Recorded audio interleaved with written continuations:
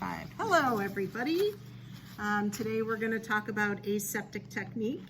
Aseptic technique is a very important aspect of laboratory work. You want to make sure that anything that you're working on in the laboratory does not get contaminated by organisms in the environment.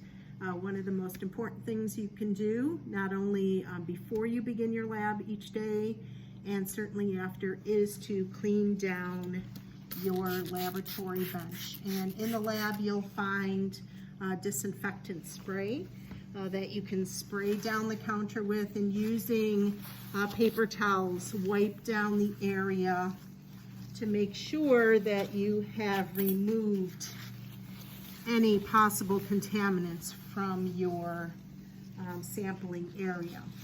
In the laboratory itself, you'll find waste paper, cans, biohazardous garbage pails, where you can dispose of those paper towels once you're done wiping down your counter.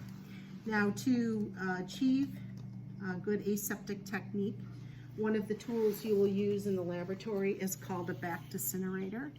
And the back Discinerator's replaced what I like to call the old-fashioned Bunsen burner.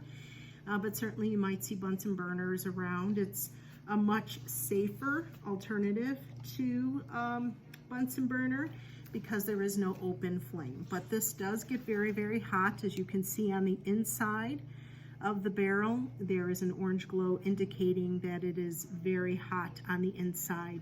Now, this entire structure does get very hot on the outside. The base does stay cool, but I want you to be very careful when you are around this not to burn yourself. Now, some of the parts of the back Discinerator, here is the base. On the base there is a switch. It's a 3-way switch. If you click it all the way to the left, it's going to turn the switch on to high, and the little red indicator light will go on, and that is going to cause the back Discinerator to heat up. Now, if the back Discinerator is going to be on for a long period of time without use, they do recommend that you click it all the way, the knob or the switch all the way to the right to low, and that does save on the life of the back Discinerator. It sort of keeps it hot enough, but if you're going to then use it, I would recommend you switch back to high. And then if you level this switch out, the middle is the off button, and the indicator lights will both be off. Red for high, green for low. On the side, you'll find some holes, and if you want, you can keep your loops or needles in there because you never want to leave these laying flat on your countertop. Anything that touches the counter, even though we've wiped this down with disinfectant, is considered non-sterile now because I've been sitting here and it's a non-sterile area at this point. So you don't want to lay that down. You always want to use a sterile tool. Now, this barrel here is metal on the outside. Inside is ceramic. You want to be careful not to scratch the inside when you go inside with the tools. The tools that we use, this is called a needle. You'll see this is the handle, and then this tapered end here with the wire. And this can be sterilized. You'll insert the needle into the barrel of the back Discinerator. Let me turn this so you can see. Now, you don't want to put the broader part in the handle. You certainly don't need to go all the way in. You just want to heat that wire. And it only takes about 10 seconds with the back Discinerator for things to be sterilized on this. Sometimes it'll come out glowing red, like when people use a back Discinerator. That was one of the things they would, say it would get nice red or orangish glow to it. But when you come out of there, this is considered sterile. Now, it's going to be very, very hot, so you need to be careful that you don't directly touch your specimen because it will kill the bacteria. It will kill the organism that you're hoping to recover, so you do want to let this cool down for a period of time. You certainly don't want to sit here. I always caution my students, you don't want to have an animated conversation and you're waving this around. You just let it cool, and then you'll obtain your specimen, whether it's tubed or plate, and you can work with it from there. Now the next tool of the trade is called a loop, and this is the loop. Here's the handle again. This has a rubberized handle on it. This is also good insulation, so in case this gets warm, you don't burn your hands. And then here the wire has been conformed and configured into a loop. And this is good for broth cultures because you can get a broth sample with your organism. For this, when you sterilize it, again, the wire goes in. There's no need to go all the way back. You're going to hold that in for a 10-second count. And you'll take that out, and this will be sterilized and ready to use. You don't want to set this down. You want to hold it. I always recommend you hold it, of course, with the hand that is your dominant hand. For me, I'm right-handed.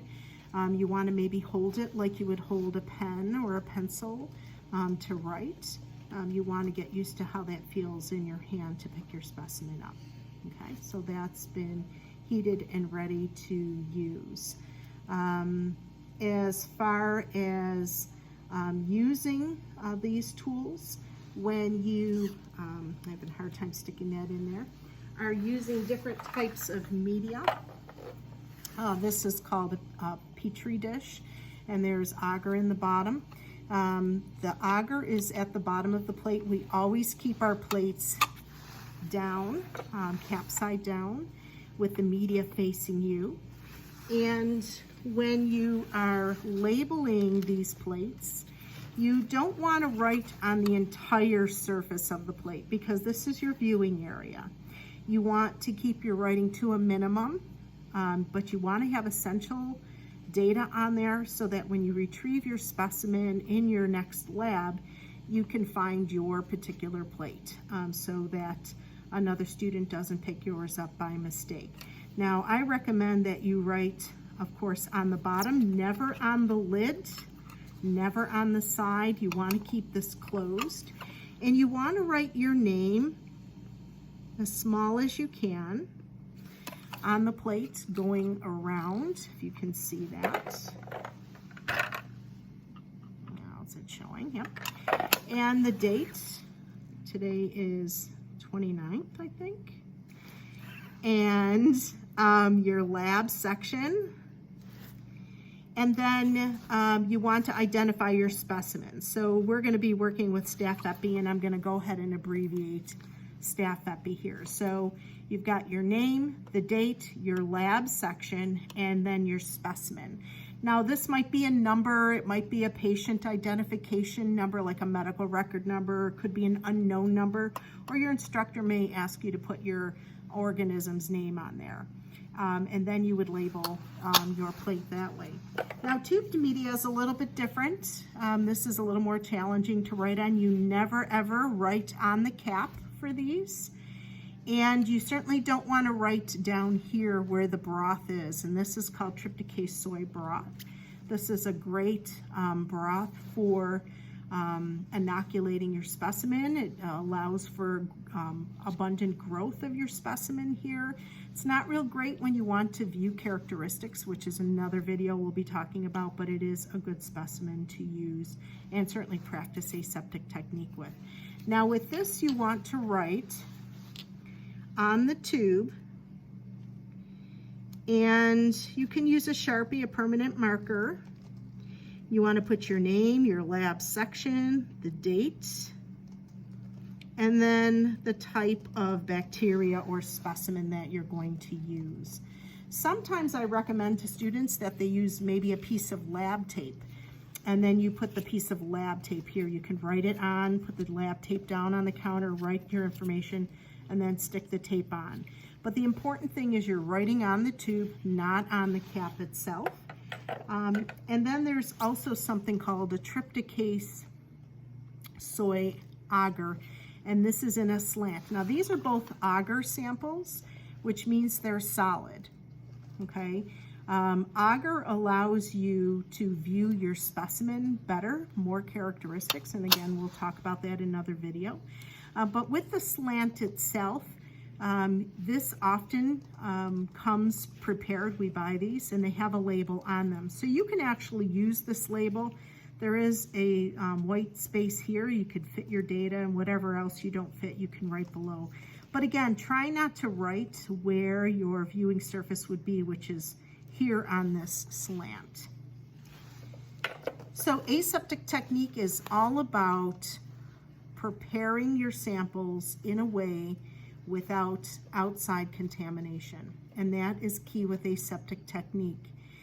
Each of these specimens requires a different technique for inoculation, and we'll do that using aseptic technique in different videos.